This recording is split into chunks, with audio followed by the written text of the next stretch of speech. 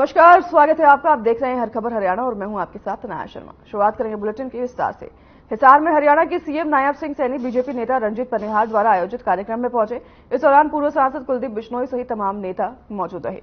इस मौके पर हरियाणा के सीएम नायब सैनी ने कहा कि देश के प्रधानमंत्री नरेंद्र मोदी का देश विदेशों में नाम जाना जाता है। मोदी जी ने देश में काफी विकास कार्य किए हैं, भारत को हर प्रगति पर पहुंचाने का काम किया है। वहीं कुलदीप बिश्नोई ने कहा कि आदमपुर और नलवा से हमें ज्यादा से ज्यादा वोट बीजेपी के पक्ष में डालना है और रणजीत चौटाला को जिताना है।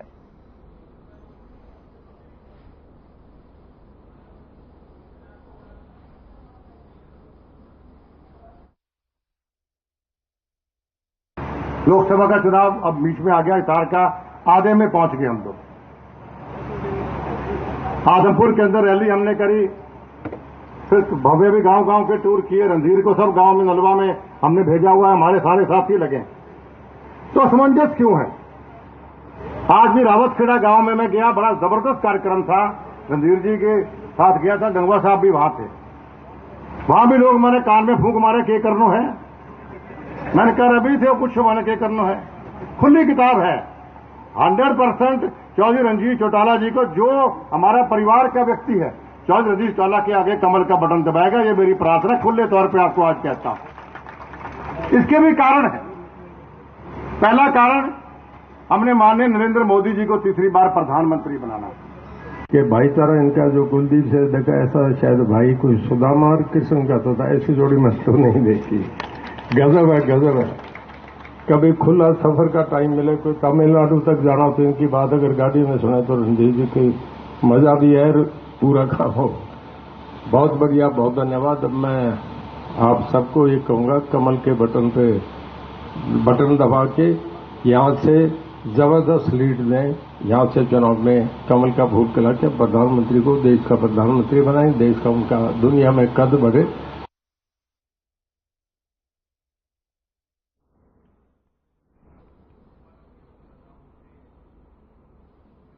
देश के प्रधानमंत्री नरेंद्र मोदी बीजेपी की प्रत्याशी बंतो कटारिया का चुनाव प्रचार करने के लिए खुद अंबाला शहर आ रहे हैं और यह पहला अवसर है जब प्रधानमंत्री बनने के बाद नरेंद्र मोदी अंबाला आएंगे। यह जानकारी बीजेपी के जिला अध्यक्ष मनदीप राणा ने दी। उन्होंने बताया कि प्रधानमंत्री नरेंद्र मोदी 18 मई अंबाला शहर के पुलिस लाइन मैदान में विशाल रैली को संबोधित करेंगे, जिसमें बीजेपी के कई दिग्गज नेता भी शामिल रहेंगे।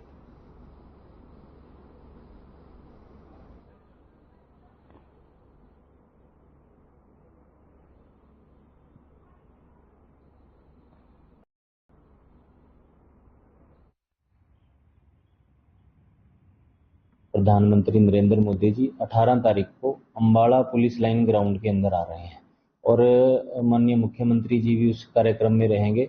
हमारे जो अंबाला लोकसभा के प्रत्याशी श्रीमती बंतो कटारिया जी हैं, उनके चुनाव प्रचार के लिए अंबाला के अंदर पहुंच रहे हैं। एक बहुत बड़ी जो जनसभा अंबाला लोकसभा के अंदर होने जा रही है, उसमें अंबाला का एक एक कार्यकर्ता, आम जन की पूरी भागीदारी रहने वाली है। एक बहुत भव्य जो कार्यक्रम है 18 तारीख को होगा।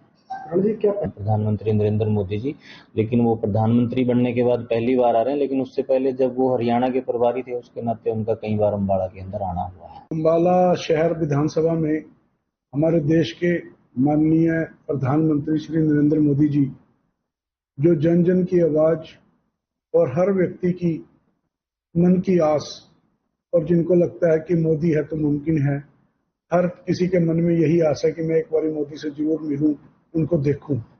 आज अंबाला वासियों की ये सौगात बहुत देर के बाद पूरी होने जा रही है।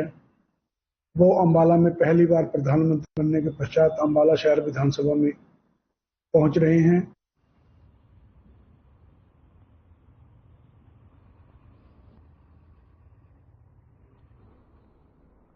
चलिए, इसी बीच बड़ी खबर चंडीगढ़ से सामने आ रही है। हरियाणा में गेहूं खरीद की समय अवधि बढ़ा दी गई है। केंद्र सरकार ने हरियाणा सरकार को मंजूरी दे दी है और गेहूं खरीद की अवधि 1 सप्ताह के लिए बढ़ा दी गई है। प्रदेश में 22 मई तक अब गेहूं की खरीद हो सकेगी। ये बड़ी खबर और किसानों के लिए राहत की खबर सामने आई है। अब गेहूं की खरीद की अवधि को बढ़ा दिया गया है। 22 तारीख तक अब अवधि बढ़ा दी गई है गेहूं की खरीद को लेकर। केंद्र सरकार ने हरियाणा सरकार को मंजूरी दे दी है। अब गेहूं की खरीदी 22 मई तक की जा सकेगी। ये बड़ी राहत की खबर सामने आई है किसानों के लिए, आढ़तियों के लिए। गेहूं की खरीद अवधि को बढ़ा दिया गया है। केंद्र सरकार ने हरियाणा सरकार को मंजूरी दे दी है। 22 मई तक अब गेहूं की खरीद की जा सकेगी। बड़ी राहत की खबर है ये। मौसम बदलने के बीच सभी किसानों की ये तकलीफ थी कि गेहूं को लेकर वो मंडी नहीं पहुंच पा रहे थे। अब इसी बीच ये बड़ी राहत की खबर सामने आई है किसानों के लिए, जहां केंद्र सरकार ने हरियाणा सरकार को गेहूं की खरीद अवधि को बढ़ाने की मंजूरी दे दी है। 22 मई तक अब किसान अपनी फसल को बेच सकेंगे, अपनी गेहूं को बेच सकेंगे मंडी में जाकर। ये बड़ी राहत की खबर बनकर सामने आई है। गेहूं की खरीद की अवधि को बढ़ा दिया गया है, समय अवधि को बढ़ा दिया गया है। 22 मई तक अब सभी किसान अपने गेहूं को बेच सकेंगे। केंद्र सरकार द्वारा हरियाणा सरकार को ये मंजूरी दे दी गई है और ये बड़ी राहत बनकर सामने आई है किसानों के लिए। सभी मंडियों में अब गेहूं की खरीद की अवधि जो है, समय अवधि जो है, उसे बढ़ा दिया गया है। 22 मई तक अब सभी किसान अपनी गेहूं की फसल को मंडी में जाकर बेच सकेंगे। और आपको बता दें कि केंद्र सरकार ने हरियाणा सरकार को इसकी मंजूरी भी दे दी है और जिसके बाद अभी 22 तारीख तक गेहूं की फसल को किसान मंडी में जाकर बेच सकेंगे। बड़ी राहत की खबर किसानों के लिए ये सामने आई है, जहां पर अब हरियाणा में गेहूं की फसल खरीदी की समय अवधि को बढ़ा दिया गया है।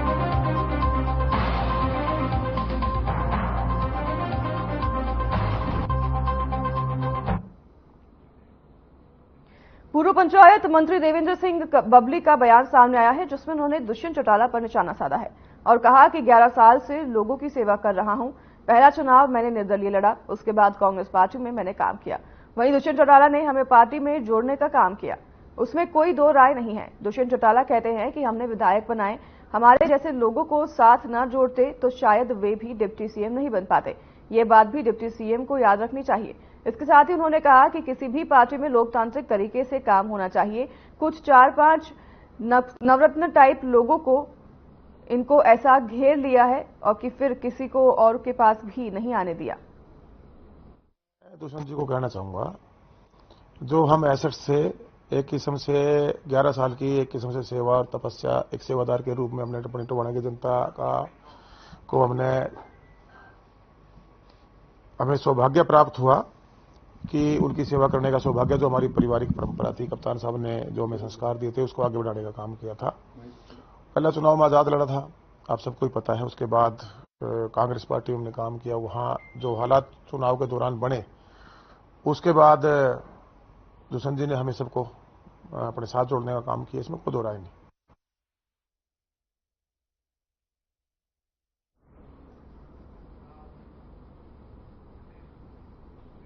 चलिए इसी बीच रुकेंगे एक छोटे से ब्रेक के लिए, जल्द हाजिर होंगे आपके पास इस ब्रेक के बाद।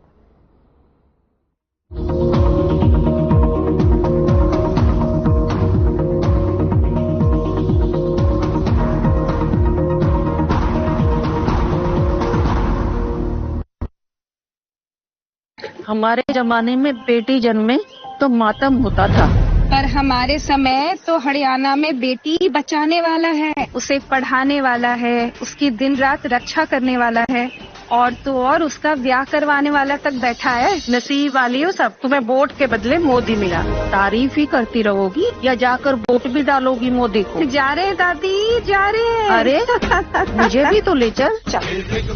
कमल का बटन दबाएं, भाजपा को जिताएं।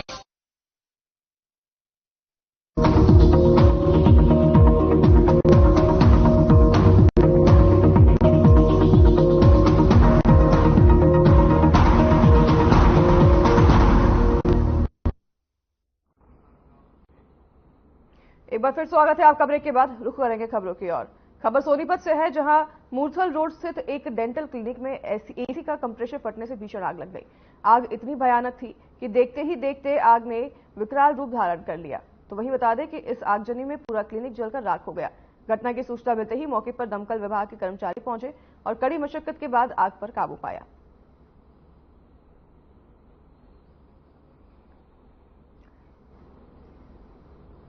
इस आगजनी की तस्वीर हम आपकी स्क्रीन पर आपको दिखा रहे हैं। ये आग शॉर्ट सर्किट की वजह से एसी कंप्रेसर में गड़बड़ी होने की वजह से लगी और आग लगने के थोड़ी ही देर में वहां पर गुब्बारे आप देख सकते हैं, वहां पर विशाल विकराल रूप आग ने धारण कर लिया और थोड़ी ही देर में क्लिनिक पूरा जलकर राख हो गया। हालांकि किसी की जान हानि की नुकसान अभी नहीं आए, इसमें खबर सामने नहीं आई, लेकिन काफी संख्या में जो है सामान क्लिनिक का जलकर राख हो गया है और क्लिनिक पूरी तरह से जलकर राख हो गया है। हालांकि दमकल की गाड़ी मौके पर पहुंची और काफी मुशक्कत के बाद उन्होंने आग पर काबू पाया और इस दौरान सभी लोग वहां पर देखकर इस आग को आश्चर्यचकित रह गए। एसी के कंप्रेसर में गड़बड़ी होने की वजह से, एसी का कंप्रेसर फटने की वजह से ये आग लगी थी और आग इतनी विशाल हो गई कि इसके बाद पूरा क्लिनिक जलकर राख हो गया। आप तस्वीरों के माध्यम से देख रहे हैं, हालांकि इस आगजनी में किसी की भी जान हानि की खबर सामने नहीं आई है, लेकिन क्लिनिक का पूरा सामान जलकर राख हो गया है।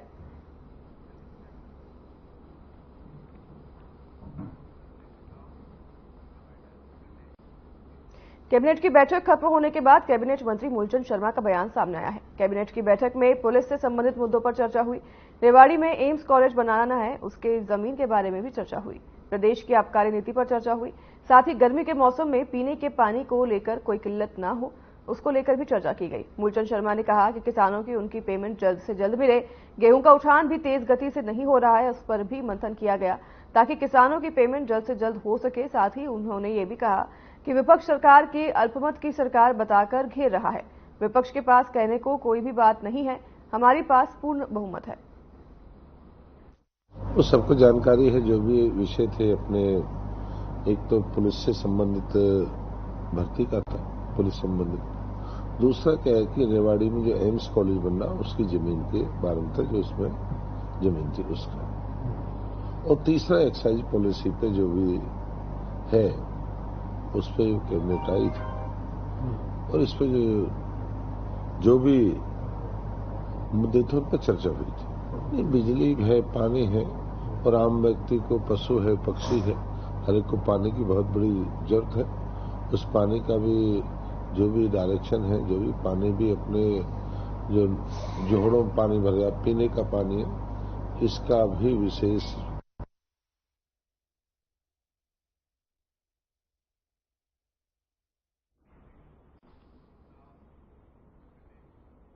पूर्व राज्य मंत्री कर्णदेव काम्बोज ने इंद्री में कार्यकर्ताओं की एक विशाल मीटिंग कर करनाल से लोकसभा के प्रत्याशी पूर्व मुख्यमंत्री मनोहर लाल के पक्ष में वोट करने की अपील की। उन्होंने कार्यकर्ताओं में जोश भरते हुए बाकी बचे 10 दिनों में दिन रात एक कर चुनावी माहौल बनाने की अपील की। कार्यक्रम में पहुंचने पर पूर्व मंत्री कर्णदेव काम्बोज का जोरदार स्वागत किया गया और इस अवसर पर इंद्री के विधायक राम कुमार कश्यप ने पूर्व मंत्री का इंद्री पहुंचने पर स्वागत किया।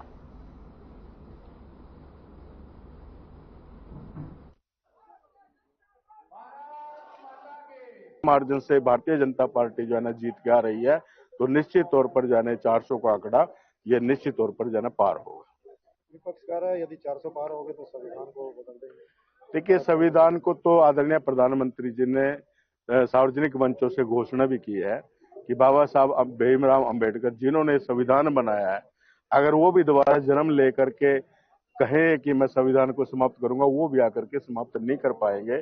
ये हमारी इस प्रकार की व्यवस्था, ये हमारे लोकतंत्र की मजबूत नींव है और संविधान के द्वारा जो है सरकारें चलती हैं। इस संविधान को ना तो कोई खत्म कर सका, ना कोई कर सकेगा। हाँ, ये बात जरूर है कि समय समय पर इसमें संशोधन होते रहते हैं।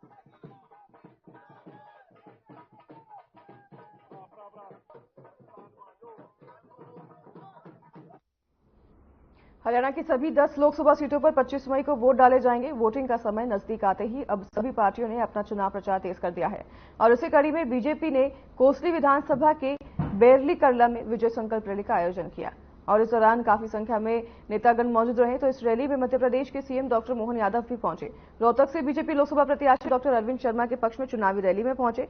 यहां पहुंचने पर बीजेपी कार्यकर्ताओं ने उनका जोरदार स्वागत किया।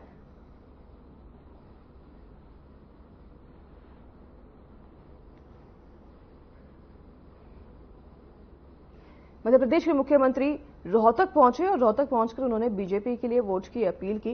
बीजेपी प्रत्याशी के समर्थन में ये प्रचार प्रसार चल रहा है। आपको बता दें कि 25 तारीख को चुनाव है और उसी में सभी पार्टियां जुटी हुई हैं। इसको लेकर मध्य प्रदेश के मुख्यमंत्री भी रोहतक पहुंचे, जहां पर उन्होंने रोहतक से प्रत्याशी पर वोट देने की अपील की है सभी से और उनका जोरदार स्वागत भी किया गया है। आमतौर पर शिक्षा के मामले में कई बार मजाक बनता है, लेकिन कंस को मारने के बाद दुनिया का एकमात्र इतिहास बनाया भगवान कृष्ण का, जिनने कंस को मारने के बाद कुर्सी पे लात मार करके उज्जैन शिक्षा ग्रहण करने आए तो शिक्षा का क्या महत्व है ये भी भगवान कृष्ण ने सबके सामने बताया कि अपने बीच में शिक्षा भी कैसी ग्रहण करी। रामविलास शर्मा जी यहाँ प्रोफेसर साहब पुराने मौजूद है कि 64 कला, 14 विद्या, 18 पुराण, 4 वेद, जो शिक्षा ग्रहण करी ऐसा शिक्षार्थी तो कोई मिलेगा ही नहीं। और शिक्षा भी क्या ग्रहण करी, पूरे जीवन काल में शिक्षा को सदैव सिर पे रखते हुए आप इसी हरियाणा की धरती पर जब महाभारत का महायुद्ध हुआ उस युद्ध के धमक से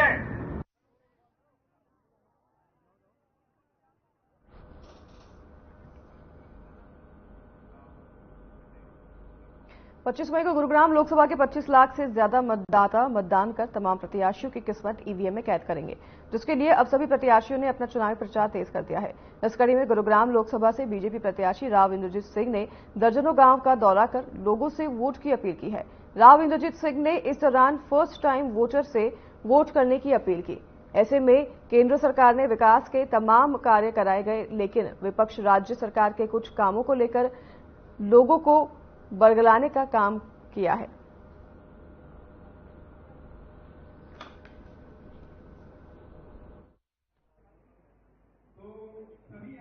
लोग इस वहम के अंदर थे कि दान सिंह को अगर वोट देंगे तो आने वाले समय के अंदर अगर हुड्डा साहब चीफ मिनिस्टर बनते हैं तो हमारे काम वो करवा लेगा। तो काम के पीछे लोग बहक ना जाएं, उस तौर के ऊपर मैंने लोगों को समझाने की कोशिश करी। वो तो जब बनेंगे जब हम इस एरिया वाले लोग सपोर्ट करेंगे, ये मैंने कहा था। तो लोगों को समझ में आई है।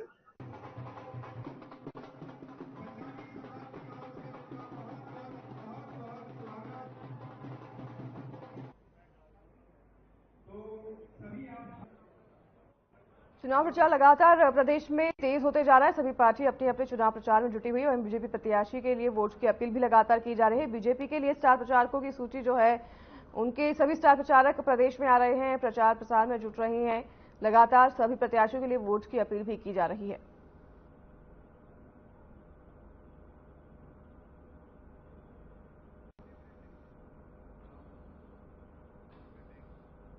चलिए इसी बीच रुकेंगे छोटे से ब्रेक के लिए, जल्द हाजिर होंगे आपके पास इस ब्रेक के बाद।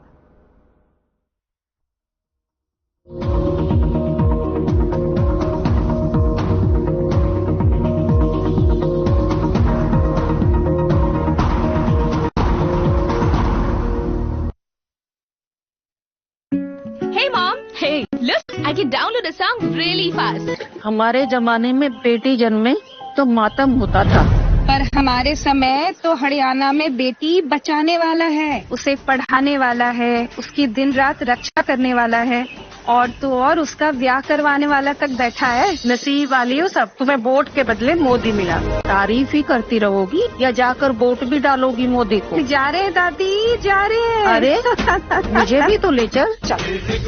कमल का बटन दबाएं, भाजपा को जिताएं।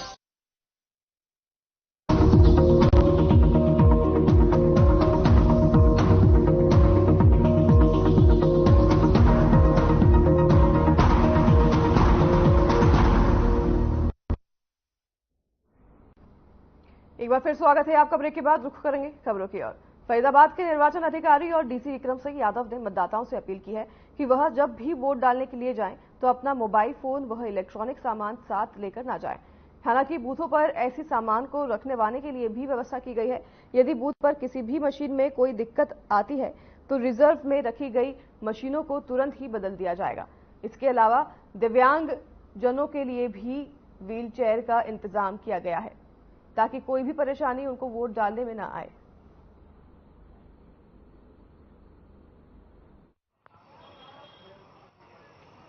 तो बिल्कुल ही जो चुनाव आयोग ने अब की बार कई पोर्टल और कई एप्स लॉन्च करी हैं, तो वोटर हेल्पलाइन नंबर भी दिया है, चाहे आप 1950 पे भी फोन कर सकते हैं या फिर वोटर हेल्पलाइन ऐप है या पोर्टल भी है। तो वहां पे जाके आप अपना वोटर आईडी कार्ड का जो आपका नंबर है तो वो डाल के अपनी वोट की लोकेशन भी आप चेक कर सकते हैं। कितनी पार्टी? तो जैसे जो हमारे बूथ हैं 1572 हमारे बूथ बने हैं, तो इसके लिए हमने 1572 प्लस 16% का भी रिजर्व रखा है। तो 116% के हिसाब से हमने पार्टी बनाई।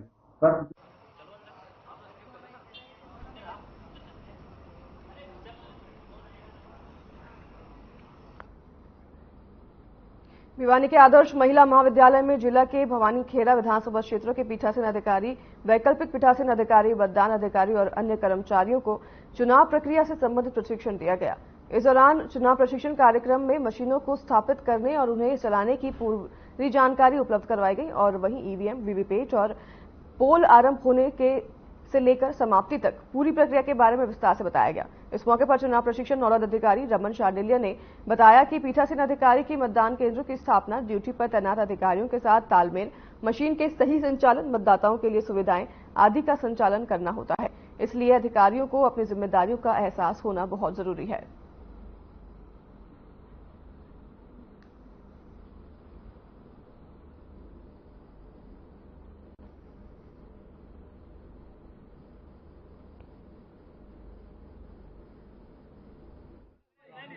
आज यहां आदर्श महिला महाविद्यालय में 59 भवानीखेड़ा के लिए माननीय एआरओ साहब के गाइडेंस में हमने यहां पर आज चुनाव का प्रशिक्षण 2 पायलट रिहर्सल के बाद, जिसको कहते हैं 2 पहला सेशन दिया है, जिसमें हमने लगभग 280 लोगों को आज अभी ट्रेंड किया है।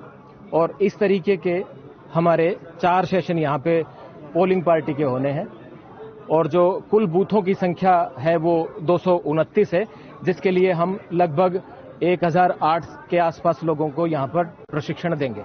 और हम 59 भवानीखेड़ा जो हमारा क्षेत्र है उससे हम प्रिजाइडिंग की और अन्य जो हमारी पार्टी हैं, सहयोगी पार्टी के सदस्य, उनको एक यहाँ ट्रेनिंग के लिए सेकेंड रिहर्सल के लिए बुलाया गया था। और यहाँ रमन सर ने हमें बहुत ही अच्छी ट्रेनिंग दी है, जिसमें थ्रू आउट हमें शुरू से लेकर के और पोल के एंड तक की जो प्रोसेस है उसको वीडियोज के माध्यम से बहुत अच्छी तरह से समझाया है। और हमें कहाँ कहाँ क्या क्या कोई समस्या आ सकती है उनका भी प्रश्न उठाते हुए उनका समाधान किया है। और बहुत ही अच्छा जो है ये व्यवस्था यहाँ पर की गई थी, जिसके लिए हम इनका आभारी हैं। 59 भवानीखेड़ा के तहत और आज जो ट्रेनिंग दी गई वो आदर्श महिला कॉलेज के अंदर दी गई है। और जो इलेक्शन से संबंधित हमारे को जो मशीन के बारे में बताया गया है, थरो एंड प्रॉपर चैनल के, वो हमारे को सही और सही तरीके से बताया गया है। वो हमने सीख लिया है मशीन को कैसे जोड़ना है, कैसे मॉक पोल कराना है, कैसे इलेक्शन को सुचारू रूप से कराना और कैसे इनको सही ढंग से निष्पक्ष बिना किसी के डर भय के सुचारू रूप से इलेक्शन को कराना है।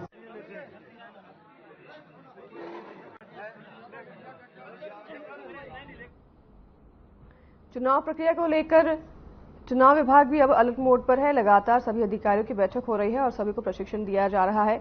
अधिकारियों को जरूरी दिशा निर्देश दिए जा रहे हैं। मशीनों को लेकर खास तौर पर सभी प्रशिक्षण किया जा रहा है। इसमें अधिकारियों को सभी तरह के निर्देश और प्रशिक्षण दिए जा रहे हैं। किस तरह से चुनाव प्रक्रिया में सभी चीजें स्मूथली कराई जाए, इसको लेकर प्रशिक्षण दिया गया और किसी तरह की भी परेशानी लोगों को न आए, इसको लेकर सभी प्रशिक्षण दिए गए हैं।